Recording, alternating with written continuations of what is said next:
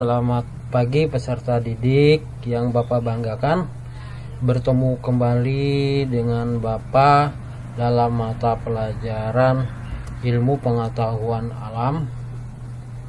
Ya, tetap semangat dalam mengikuti pembelajaran secara online ini. Pada pertemuan ke-18 ini, Bapak akan menyampaikan materi tentang perpindahan kalor atau panas. Sebelum kita memulai, kita buka dulu bersama-sama dengan membaca basmalah. Bismillahirrahmanirrahim. Tujuan pembelajaran kali ini pada pertemuan ke-18 ini adalah peserta didik diharapkan mampu menjelaskan perpindahan kalor dengan cara konduksi, konveksi, dan radiasi. Perpindahan kalor tadi terbagi menjadi 3, yaitu secara konduksi, konveksi, dan radiasi. Yang pertama adalah secara konduksi. Perpindahan kalor secara konduksi dapat dianalogikan seperti kegiatan pemindahan benda-benda secara estafet. Pada pemindahan barang secara estafet, orang berjajar memindahkan barang tanpa harus bergerak. Nah, ya, seperti itu. Kemudian perpindahan kalor secara konduksi hanya terjadi pada zat padat. Selama terjadi perpindahan kalor, bagian-bagian zat padat atau molekul yang dilaluinya tidak ikut berpindah karena sifat molekul zat padat tidak berpindah-pindah.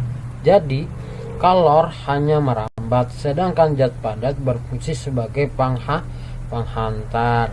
Lebih jelasnya, konduksi merupakan cara perpindahan kalor yang terjadi tanpa melalui perpindahan partikel zat penyusunnya. Kemudian, daya hantar kalor suatu zat adalah kemampuan zat untuk menghantarkan kalor. Ya, berdasarkan daya hantar kalornya atau panasnya terdapat 3 macam zat sebagai berikut. Yang pertama adalah konduktor. Jadi diingat konduktor. Konduktor adalah jenis benda yang mampu dan mudah menghantarkan kalor.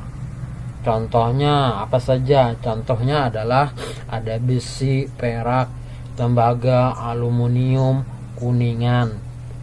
Kemudian yang B, isolator. Isolator adalah jenis benda yang sukar menghantarkan kalor atau sulit menghantarkan kalor atau panas. Contohnya di sini adalah karet, kayu, gabus, air, dan plastik. Kemudian yang C adalah semikonduktor, penghantar yang bersifat setengah konduktor, setengah isolator. Contohnya di sini adalah gelas dan ebonit. Nah, ini tadi adalah konduksi. Nah, perhatikan gambar masing-masing. Ini ada namanya ceret, ada wajan tempat penggorengan, ada setrika, ada spatula. Baiklah, Bapak akan menjelaskan masing-masing. Nah, di bagian ceret itu ada sebagai isolator, kemudian ada sebagai konduktor, sama ya, karena isolator tadi bersifatnya sulit dalam mengantarkan panas. Nah, karena tempat yang sering kita pegang itu berarti tempatnya isolator. Kemudian yang tempatnya berkaitan dengan panas itu adalah konduktor, ya. Nah, bisa kalian lihat dengan jelas pada gambarnya ini, ya. Nah, Bapak jelaskan prinsip kerja setrika, yaitu mengubah energi listrik menjadi energi kalor. Panas yang dihasilkan elemen setrika listrik dikonduksikan ke alas setrika yang terbuat dari konduktor yang baik. Lihat gambar. Bagian tutup setrika berupa isolator agar tidak membahayakan pengguna.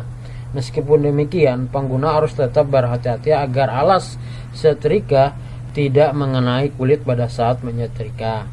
Nah, meskipun termasuk pengantar kalor yang buruk, bahan isolator juga bermanfaat bagi manusia. Sebagai contoh, gelas terbuat dari plastik atau kaca, bukan dari logam. Hal tersebut bertujuan agar minuman panas tidak cepat dingin karena terhalang isolator. Contoh lain adalah baju musim dingin menggunakan kain tebal untuk merangkap kalor sehingga tubuh tetap hangat. Bahan-bahan isolator juga bermanfaat untuk menjaga suhu tubuh manusia. Saat udara dingin, kamu sebaiknya mengenakan pakaian tebal atau menggunakan selimut yang terbuat dari kain wol atau serat kapas. Udara termasuk isolator sehingga dapat menghangatkan tubuhmu karena terperangkap di dalam selimut atau baju yang tebal. Oleh karena itu, orang-orang yang tinggal di daerah dingin selalu mengenakan pakaian tebal agar tetap hangat, ya. Nah, itu. Kemudian yang kedua adalah konveksi. Perhatikan, konveksi atau aliran adalah perpindahan kalor yang disertai dengan perpindahan partikel-partikel zat tersebut akibat adanya perbedaan massa jenis. Nah, perhatikan gambar berikut, Bapak akan menjelaskan tentang konveksinya. Konveksi itu terbagi menjadi dua, konveksi pada zat cair. Nah, proses terjadinya konveksi pada zat cair dapat dilihat saat memasak air. Telah kamu ketahui bahwa air yang dipanaskan akan memuai. Pemuaian ini dimulai dari air yang berada di bagian bawah yang lebih dekat dengan nyala api. Ketika air pada bagian bawah ini memuai, massa jenisnya berkurang, sehingga air bagian bawah tersebut bergerak ke atas. Ketika air tersebut bergerak ke atas, tempatnya segera digantikan oleh air yang suhunya lebih rendah. Nah, itu adalah konveksi pada zat cair. Kemudian konveksi pada gas, perhatikan. Nah, di sini ada gambar konveksi pada gas, pada corobong asap di pabrik, gambar mesin oven, gambar hair dryer, gambar radiator mobil. Apa akan menjelaskannya? Peristiwa konveksi pada gas sama dengan konveksi pada zat cair. Konveksi pada gas, misalnya udara, terjadi ketika udara panas naik dan udara yang lebih dingin turun. Aliran udara dapat diketahui dengan melihat aliran asap yang berasal dari obat anti nyamuk bakar. Nah, perhatikan pada gambar, ya, itu ada obat nyamuk dibakar. Nah, ketika lilin di dalam kotak dinyalakan, udara di sekitar lilin menjadi panas sehingga bergerak naik melalui corobong tadi yang lebih dekat dengan lilin. Saat udara di sekitar lilin naik, tempatnya diganti oleh udara dingin yang masuk melalui corobong yang satunya. Keadaan tersebut terus terjadi sehingga terjadi aliran udara.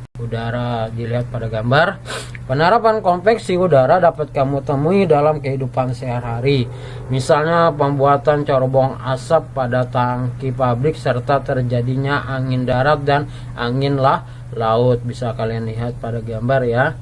Nah, kemudian setiap pabrik memiliki corobong asap yang menjulang tinggi. Hal ini dilakukan agar asap pabrik tidak terhirup manusia secara langsung. Sebelum adanya pemanasan di dalam tungku, massa jenis udara di dalam corobong sama dengan massa jenis udara di luar corobong. Setelah tungku dinyalakan, udara di dalam tungku menjadi panas dan memuai sehingga massa jenisnya berkurang. Nah, konveksi juga dimanfaatkan dalam berbagai peralatan, misalnya oven, alat pengering rambut pada gambar tadi, dan sistem pendingin mesin mobil. Nah, ya. Nah, bisa kalian lihat pada gambar. Yang ketiga adalah radiasi. Radiasi merupakan cara perpindahan kalor yang terjadi tanpa melalui zat perantara atau medium. Peristiwa radiasi dapat diamati dalam kehidupan sehari-hari, yaitu sebagai berikut. Nah, yang pertama radiasi cahaya matahari yang selalu menyinari bumi sehingga bumi memiliki suhu yang hangat. Yang kedua, panas dari api unggun akan sampai ke tubuh sehingga tubuh merasa hangat. Yang ketiga, proses menetaskan telur unggas dengan menggunakan lampu. Yang keempat, pakaian menjadi cepat kering jika dijemur di bawah sinar matahari. Nah, ini adalah peristiwa-peristiwa radiasi yang bisa kita amati dalam kehidupan sehari-hari, yang juga bisa kalian rasakan sendiri nantinya, ya. Nah, perpindahan kalor terjadi secara alami dalam kehidupan. Salah satu usaha manusia untuk mencegah perpindahan kalor adalah menjaga air tetap panas. Perpindahan kalor dapat dicegah dengan mengisolasi ruang seperti pada termos air. Termos merupakan alat yang dapat memerangkap kalor. Perhatikan gambar di samping. Bapak akan menjelaskannya, ya.